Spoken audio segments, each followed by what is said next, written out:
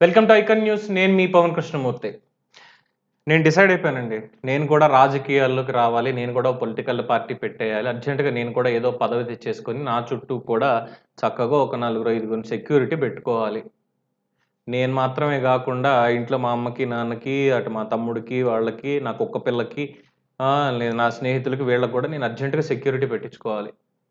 Social security అమ్మో! చాలా భయంగా ఉంది బయటున్నటువంటి పరిస్థితులు చూస్తూ ఉంటే. అందుకని జెప్పి ఒక జర్నలిస్ట్‌గా నాకు కూడా సెక్యూరిటీ కావాల్సిందే. ఏ రూపాయి జీతం తీసుకునేటువంటి ముఖ్యమంత్రిగా పేరు పొంది, ఇప్పుడు మాజీ ముఖ్యమంత్రి అయిపోయి పులివెందుల నుంచి అటు బెంగుళూరు యలహంక ప్యాలెస్‌లో ఎళ్లి కూర్చున్న జగన్మోహన్ రెడ్డికే 986 మంది సెక్యూరిటీని పెట్టుకుంటే, కవరింగ్ ఇచ్చుకోవడానికి పేరుని నాని లాంటోళ్ళొచ్చి అబ్బెబ్బే! లేదు లేదు 196 అని చెప్పడం విడ్డూరంగా లేదా? దానికోసం ఒక చట్టమే చేశారు. బిల్లును ఆమోదింపజేశారు. ఎవరెవరికి ఎక్కడెక్కడ సెక్యూరిటీ ఉన్నారో అనేది కూడా విత్ వెపన్స్ క్యారీ చేయడానికి కావాల్సిన లైసెన్స్‌లు ఇవన్నీ కూడా ఉన్నాయి. సెంట్రల్ గవర్నమెంట్ దగ్గర కూడా వాటికి అప్రూవల్స్ ఉంటాయి. ఎవరెవరు ఎళ్తున్నారు, ఏంటి అనేది ఇవన్నీ తెలీవా? 986 మందితోటి 986 మందితోటి సెక్యూరిటీనా? రామచంద్ర. నాకు తెలిసి అమెరికన్ ప్రెసిడెంట్‌కి గూడా అంతమంది పక్కనే సెక్యూరిటీ ఉంటారో లేదో నాకైతే తెలీదు. మేబీ ఉండొచ్చేమో ఇంకా ఎక్కువే. హైయెస్ట్ సెక్యూరిటీ పర్సనల్ అని జెప్పి జూస్తే ఖచ్చితంగా ఉంటారు. అందులో ఎటువంటి డౌట్ అనుమానాలు, డౌట్ అభ్యంతరాలు గూడా అయితే లేవు. సోషల్ మీడియా అయితే కోడై గూస్తోంది. ఆ! అలాగే ఇక్కడ దీని పేరు గూడా బెట్టారు ఎస్ఎస్‌జీ. ఎస్ఎస్‌జీ. పులిని జూసి నక్క వాత బెట్టుకుంది అన్నట్టుగా ముఖ్యమంత్రిగా కాకపోయినా, ఒక ఎమ్మెల్యేగా ప్రతిపక్ష నేతగా ఉన్నటువంటి చంద్రబాబుకి Z+ category security. Z+ category security ఇచ్చి, అందులోనూ మళ్ళీ ఏంటి ఈస్ ద సెకండ్ పర్సనల్. ఇండియాలో ప్రధాని తర్వాత అత్యంత భద్రత ఉన్నటువంటి వ్యక్తి. ప్రైవేట్ భద్రతగా కాదు ఎన్ఎస్‌జీ కమాండర్స్. ఎందుకంటే రిలయన్స్ వాళ్ళది ప్రైవేట్. వాళ్ళు పే జేస్తారు ఎన్ఎస్‌జీకి. కానీ చంద్రబాబుకేంటంటే ఒక ప్రజాప్రతినిధిగా ఆయనకి కేంద్ర ప్రభుత్వం రికమెండెడ్ లిస్ట్‌లో ఉన్నారు కాబట్టి జెడ్+ కేటగరీ ఇస్తే, ఏదీ లేని చంద్రబాబుకే ఇలా ఇస్తే మరి నాకేముండాలంటే ప్రధానమంత్రిని అడిగితే పిచ్చెక్కినట్టు కొడతాడు. ఒరేయ్! నీకు బుద్ధుందా లేదా అసల? రాష్ట్ర ముఖ్యమంత్రివి నీ సెక్యూరిటీ అనేది నీకేడ్చింది. నీకు దేనికిరా ఇక్కడ జెడ్+? నీ మీద దాడులు జరగలేదు. నీ మీద హిట్ లిస్ట్‌లో ఏం లేవు. నువ్వే ముడ్డి మీద 33 కేసులు పెట్టి కూర్చున్నావు. నీకు జెడ్+ ఇచ్చానంటే నేను అడుక్కు తినాలి అని అంటాడు ఖచ్చితంగా ప్రధానమంత్రి. అందుకని జెప్పి ఒక దిక్కుమాలినటువంటి ఐడియా ఒకటి బుర్రలో వచ్చినట్టుంది. అందుకని జెప్పి ఎస్ఎస్‌జీ అని స్టార్ట్ జేశాడు. ఎస్ఎస్‌జీ అని జెప్పి స్పెషల్ సెక్యూరిటీ గ్రూప్ అని జెప్పి ఆ బిల్లుని ప్రవేశపెట్టారు. దీని మీద వార్త కూడా ఉంది. ఏంటి అనేది చూస్తే సీఎం కుటుంబానికి విదేశాల్లో కూడా భద్రత. ప్రతిపక్ష నేతకి మాత్రం ఏరోప్లేన్‌లో కూడా భద్రత ఉండదు. కేవలం పక్కన ఒక అసిస్టెడ్ పర్సన్ ఉంటారు అంతే. ఎందుకంటే చంద్రబాబు నాయుడు ఎన్ని సార్లు ప్రతిపక్షంలో ఉండి ఢిల్లీకి వెళ్ళినా, ఇంకొక చోటకి వెళ్ళినా ఆయనకి చుట్టుపక్కల సెక్యూరిటీ ఏముందనేది చూసాం. విదేశాలకెళ్ళినప్పుడు సెక్యూరిటీ ఆయనకేమి అంత ఇదవ్వల. 100%. ఇన్‌ఫాక్ట్ చెప్పాలి అంటే ముఖ్యమంత్రిగా ఉన్నప్పుడు దావోస్‌లో పర్యటనకు వెళ్ళినప్పుడు గూడా ఎన్ఎస్‌జీ గ్రూప్ వాళ్ళెవరు ఆయన పక్కన లేరు. ఒకళ్ళిద్దరు పర్సనల్ సెక్యూరిటీ కింద ఉన్నారేమో తప్పితే, అలాగా అక్కడ వాళ్ళు విదేశీయులు ఇచ్చినటువంటి దాంట్లో ఉన్నారు తప్పితే, మిగతా వాళ్ళెవరు గూడా లేరు. సో, ఇక్కడ జగన్మోహన్ రెడ్డికి మాత్రం ఏంటి, ఆంధ్రప్రదేశ్ ముఖ్యమంత్రి, వారి భార్య, భర్త, పిల్లలు, తల్లిదండ్రులు ఎక్కడున్నా సరే వారికి అత్యంత సమీపం నుంచి భద్రత అంటే ప్రాక్సిమేట్ సెక్యూరిటీ కల్పించేందుకు వీలుగా ప్రత్యేక భద్రతా గ్రూప్ అంటే ఎస్ఎస్‌జీ స్పెషల్ సెక్యూరిటీ గ్రూప్ బిల్లుని రాష్ట్ర ప్రభుత్వం ప్రవేశపెట్టింది అసెంబ్లీలో. దీని ప్రకారం ముఖ్యమంత్రి, వారి సమీప కుటుంబ సభ్యులైనటువంటి భార్య లేదా భర్త, పిల్లలు, తల్లిదండ్రులు వీళ్ళకి విదేశాల్లో సైతం ప్రభుత్వం రక్షణ కల్పించబోతోంది. ఈ మేరకు అత్యవసరమైన భద్రతా పరమైన సేవలు అందించేందుకు ఎస్ఎస్‌జీలోని సభ్యులు కట్టుబడి ఉండాలని బిల్లులో పేర్కొంది. ముఖ్యమంత్రి, వారి భార్య, భర్త, పిల్లలు, తల్లిదండ్రులు ఇంట్లోనూ, ప్రయాణ సమయంలోనూ, ఎక్కడైనా బస చేసినప్పుడు, ఎక్కడికైనా వెళ్ళినప్పుడు, వేడుకలు, కార్యక్రమాలకు హాజరైనప్పుడు ఇలా ప్రతి ఒక్క సందర్భంలోనూ ఎస్ఎస్‌జీ అనేది రక్షణ కల్పిస్తుంది. వాహనాల్లో, రైల్లో, విమానాల్లో, నౌకల్లో ప్రయాణించినప్పుడు, కాలినడకన వెళ్ళినప్పుడు కూడా ఈ ప్రత్యేక బృందం వారి వెన్నంటే ఉంటూ వారి చుట్టూ రక్షణ వలయాన్ని ఏర్పాటు చేస్తుంది. భద్రతాపరమైన అవసరమైన కట్టడి నిబంధనలను అన్నీ కూడా అమలు చేస్తుంది. వారికి సమీపంలోనే ఎవరికైనా రావాలన్నా కూడా నియంత్రిస్తుంది. ఆంధ్రప్రదేశ్ నిఘా విభాగం ఈ ప్రత్యేక భద్రతా గ్రూప్ బాధ్యతలను చూస్తుంది. అంటే ఇంటెలిజెన్స్ వాళ్ళు. సీతారామాంజనేయులు. దీంట్లో పోలీస్ శాఖలోని వివిధ విభాగాల్లోని సిబ్బందిని డెప్యుటేషన్ ప్రాతిపదికన తీసుకుంటారు. వారి ప్రత్యేకంగా శిక్షణా కేంద్రం ఏర్పాటు కాబోతోంది. ఎస్ఎస్జి గ్రూపులోని సభ్యులు విధి నిర్వహణలో భాగంగా చేపట్టే పనులకు న్యాయపరమైన రక్షణ, లీగల్ ఇమ్యూనిటీ అనేది కూడా ఉంటుంది అని చెప్పి రాష్ట్ర ప్రభుత్వం బిల్లుల్లో పెట్టేసింది. లండన్లో చంద్రబాబు నాయుడు ముఖ్యమంత్రిగా ఉన్నప్పుడు నారా లోకేష్, అలాగే బాలకృష్ణ గారి కుమార్తె, చంద్రబాబు నాయుడు గారి కోడలు బ్రాహ్మణి ఇద్దరు కూడా విదేశాల్లోనే ఉన్నారు. ఈయన ముఖ్యమంత్రి అప్పుడు. మరి వీళ్ళ పిల్లలకేంటి విదేశాల్లో ఎక్కడా కూడా కనీసం సెక్యూరిటీ ఇప్పించుకోలేకపోయాడు? వై అంతెందుకబ్బా, రాజశేఖర్ రెడ్డి కూడా జగన్మోహన్ రెడ్డికి, షర్మిలకి ఎక్కడ సెక్యూరిటీ ఇవ్వాల. జగన్మోహన్ రెడ్డి విదేశాలకు వెళ్ళి 1 నెల రోజులు వచ్చాడు, సెక్యూరిటీ ఇవ్వాల. హైదరాబాద్ పబ్లిక్ స్కూల్లో చదివాడు. సరే, ఈ చదువులు పక్కన పెట్టేద్దాం. అప్పుడు కూడా ఏం సెక్యూరిటీ ఇవ్వలేదే.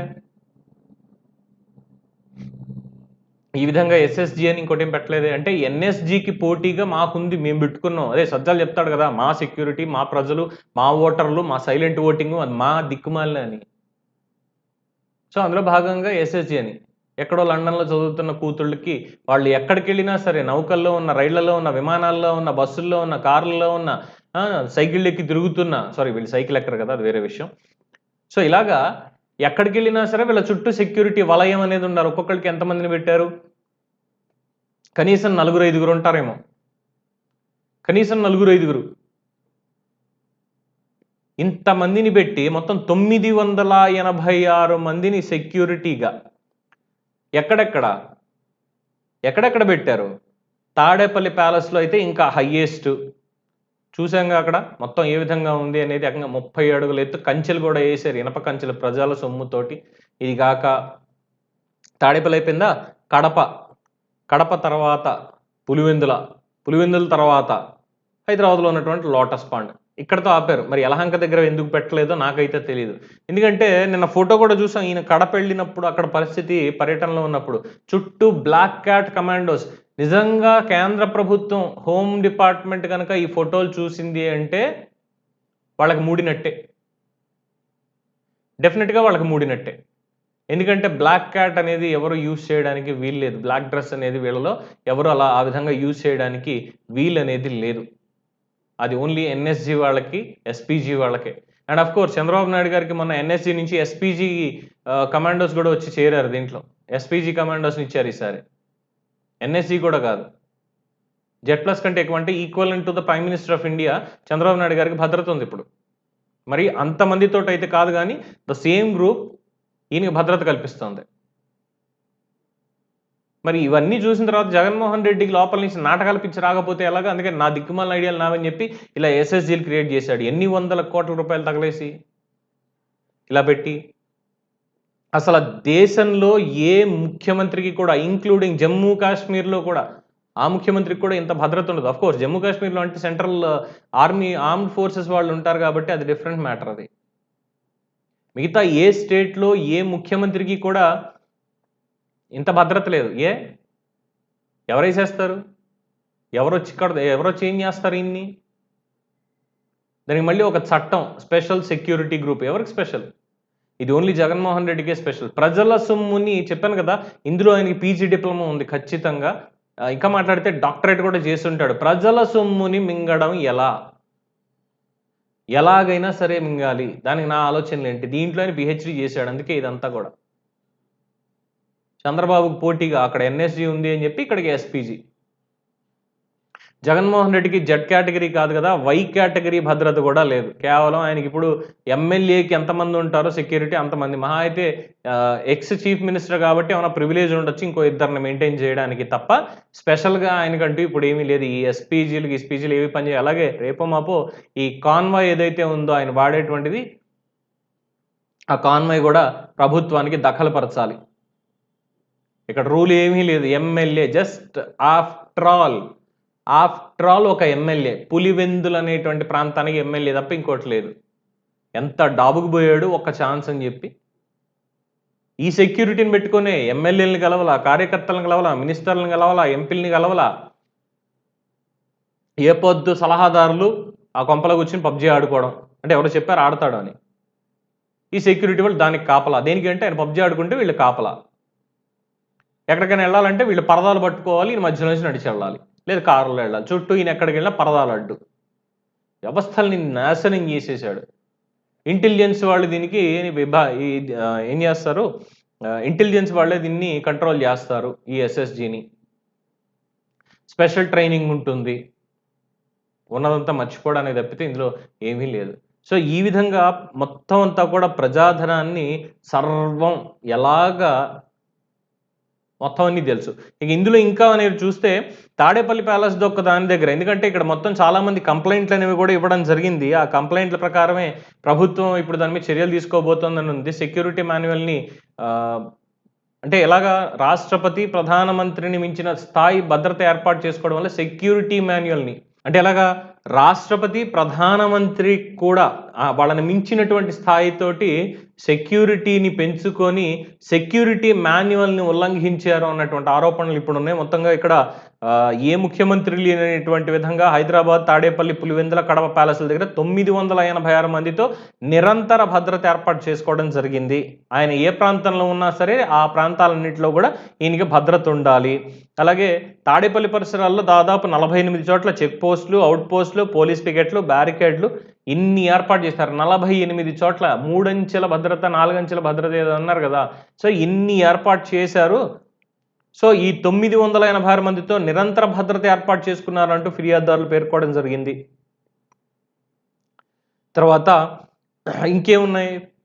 బూమ్ బ్యారియర్స్, తనకి ఆక్టోపస్ కమాండోలతో భద్రత. జగన్ ప్యాలెస్‌లకి ఆక్టోపస్ హైయెస్ట్ ర్యాంకర్స్ అందులో పోలీస్ డిపార్ట్‌మెంట్‌లో ఆక్టోపస్ డిపార్ట్‌మెంట్ అనేది. సో, ఆక్టోపస్ వాళ్ళతోటి భద్రత. అలాగే boom barriers, tyre killers, bollards, retractable gates ఇవన్నీ అదే ఆ పచ్చ గేట్లు ఉన్నాయి చూసారా? ఆకుపచ్చ గేట్లు 30 అడుగుల ఎత్తు. ఇవన్నీ కూడా ఏర్పాటు చేసుకున్నారు దాంట్లో భాగంగాని. తర్వాత జగన్మోహన్ రెడ్డి ఎక్కడైతే ఉంటారో అక్కడ నిరంతరాయంగా కూడా డ్రోన్‌లతోటి పర్యవేక్షణ చేయించడం. ఆయన నివాసాలన్నిటి దగ్గర డ్రోన్‌లతోటి ఎప్పటికప్పుడు సర్వేలెన్స్ చేయించడం. అలాగే ఆయన నివాసం ఉండే ప్రాంతాల్లో ఇంకెవరు అసలు డ్రోన్ అనేది ఎగరేయడానికి లేదు. ఈ నిబంధన ఉంది. అయినా సరే డ్రోన్‌లతోటే వీళ్ళు ఇచ్చేశారు అనేది ఉంది. అలాగే సాధారణ ప్రజల నివాసాల మీద కూడా వీళ్ళు డ్రోన్‌లు యూజ్ చేశారు. అనేక మందిని ఇబ్బందుల పాలు చేశారు అన్నటువంటిది కూడా ఇందులో వస్తుంది. తర్వాత ఇక పోలీస్ వర్గాలని విషయమైన అడిగితే చంద్రబాబు నాయుడు గారికి జెడ్+ కేటగిరీ ఉందండి. బట్ ఆయన ఒక మాజీ ముఖ్యమంత్రి, ప్రస్తుత ప్రతిపక్ష నేత. కాబట్టి ఆయనకి మొత్తం 83-96 మందితోటి రెగ్యులర్ భద్రత ఆయన కల్పించడం జరిగింది. ఒక ఇద్దరు డీఎస్పీ స్థాయి అధికారులు, ఒక ఎస్పీకి ఈక్వలెంట్ ఉన్నటువంటి అధికారి. ఇలా వీళ్ళందరితోటి కూడా ఆయనకి రోప్ పార్టీ సైతం ఇవన్నీ చేయడం జరిగింది. ఆయనకి కాన్వాయ్ కూడా ఉంది. అలాగే జెడ్+ కేటగిరీ ఎవరైతే ఎన్ఎస్జీ వాళ్ళు ఉన్నారో అప్పట్లో అంటే ఇప్పుడు ఎస్పీజీ వాళ్ళు వాళ్ళ పర్యవేక్షణ కూడా దీంట్లో ఉంటుంది అని చెప్పి గతంలో వీళ్ళే చెప్పడం జరిగింది. మరి ఇవేవి జగన్మోహన్ రెడ్డికి ఎలా అయిపోయిందంటే ఒక ఈర్ష్య, ఒక ఒక ఇగో వాళ్ళకి ఎంతుంటే నాకెంత ఉండాలి అన్నట్టుగా. అందుకే ఇది మొత్తం చేయించుకుంటూ వచ్చాడు. ఇంత ప్రభుత్వ ధనాన్ని ఇంత పిరికోడు 986 మంది చుట్టుపక్కల ఆయనకి భద్రత కల్పించాలి అంటే పిరికోడు కాక ఏమవ్వాలి? ఈయనకి థ్రెట్ ఎవరి దగ్గర నుంచి ఉంది? ఏమన్నా అసాంఘిక కార్యక్రమాలు చేశాడా?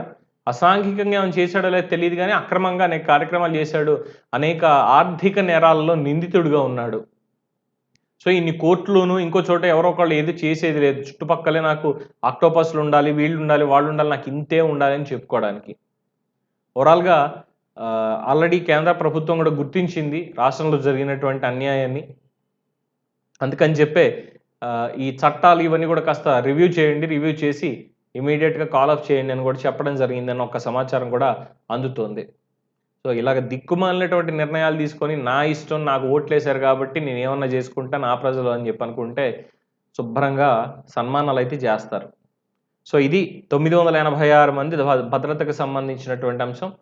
భద్రతా సిబ్బంది మరి వాళ్ళేం మాట్లాడతారో, వాళ్ళు అట్‌లీస్ట్ రూల్స్ అండ్ రెగ్యులేషన్స్‌కి వ్యతిరేకంగా కాకుండా నార్మల్‌గా పనిచేస్తారా? ఇవన్నీ కూడా వేచి చూడాల్సిందే. సో, దీని మీద మీ అభిప్రాయాన్ని కామెంట్స్ రూపంలో తెలియజేయండి. చూస్తూనే ఉండండి ఐకాన్ న్యూస్. నేను మీ పవన్ కృష్ణమూర్తి.